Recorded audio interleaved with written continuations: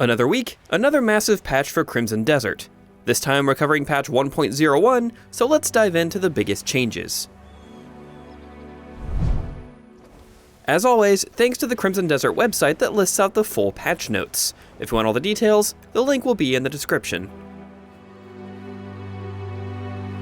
5 new mounts have been added that you can summon and ride after obtaining them. 3 of these are legendary animals, and 2 are from bosses.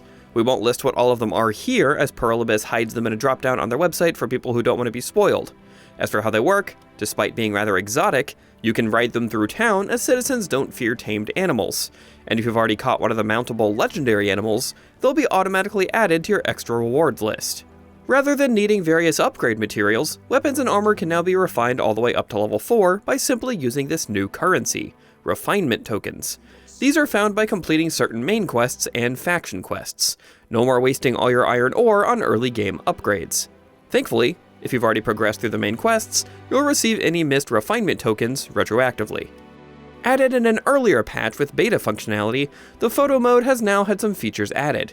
You can zoom much further out if you want to take sweeping environment shots, adjust the field of view so you can simulate different lenses, and a camera shutter sound has been added for that extra peace of mind.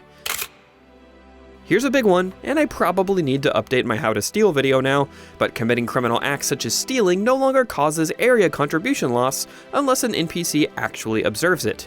No more losing contribution for stealing in secret. Crime really does pay. Continuing their quest to improve movement controls, both Cliff's and his horse's controls have once again been tweaked. Movement speed now increases simply by holding down the run button, and by tapping it once. Even while on horseback, you won't slow down now if you stop holding the run button. But like before, for full sprint with both Cliff and his horse, you must continuously tap the run button. But stamina consumption while sprinting has been reduced. You can also now roll and evade when using focus skills. Stamina consumption during flight has been drastically reduced, meaning you can now fly for much longer and for a greater distance. There's also no longer a hitch in your momentum when beginning flight. This was a particular pet peeve of mine, so really happy to see this. Certain equipment can now also be used while flying, and it more readily activates when certain situations would keep your wings from coming out pre-patch. Stamina for aerial movement and aerial swing has also been cut in half. They used to cost 200 stamina, but now it's only 100, so get the swangin'.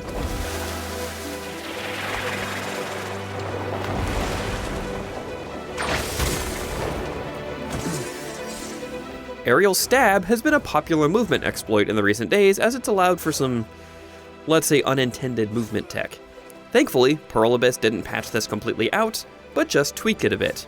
There's now a special animation for it, it takes a bit more stamina with repeated uses, and it can now be used with other weapons instead of just one-handed swords. Go nuts, kids! This section is short, but no less important. You can now fix the minimap to always point north if that helps you to keep your sense of direction, and new icons have been added. More info is now shown on the skills menu to show how much exactly your stats will be improving, and the cooking menu has been updated for greater clarity, among other small tweaks. Graphical improvements have been continued, including improving the quality of upscaling and the rendering of certain materials with FSR and DLSS, and on PS5, a fixed 4K option has been added. This means that even if you don't have a 4K display, a 4K image can be output for increased sharpness, and also upscaled through FSR on base PS5 in performance mode. They've also fixed an issue where screen noise would intensify the longer you played. No, that wasn't just your eyes getting glassy after a long session, the game was actually doing that. Lastly, let's go over some quick hit quality of life changes.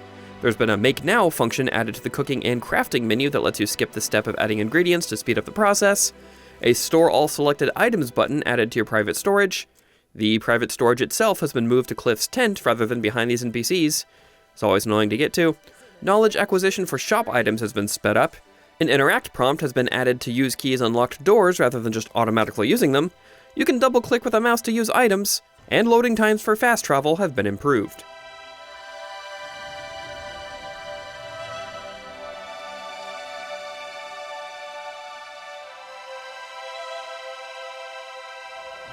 As stated up top, full patch notes will be in the description. What change are you most excited to see? Let us know in the comments below, and for more Crimson Desert, keep it right here on IGN.